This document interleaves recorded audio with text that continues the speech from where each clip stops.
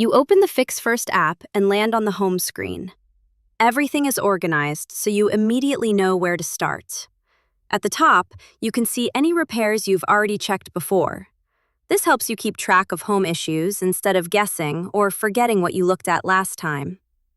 When you're ready to diagnose a new problem, you tap Start Diagnosis. FixFirst begins guiding you through the process instead of making you search on your own. The app then shows a list of saved repair issues, organized by category. You select the issue you want to review. In this case, it's water-damaged drywall. FixFirst opens the repair details and shows a reference image so you can confirm the problem matches what you're seeing at home. Below that, the repair is marked Ready to Fix, meaning it's safe and manageable to handle yourself. From here, FixFirst walks you through what to do next, what tools you'll need, and what the repair should realistically cost, so you can decide confidently whether to fix it yourself or call a professional. So check first with FixFirst. You can potentially save thousands a year.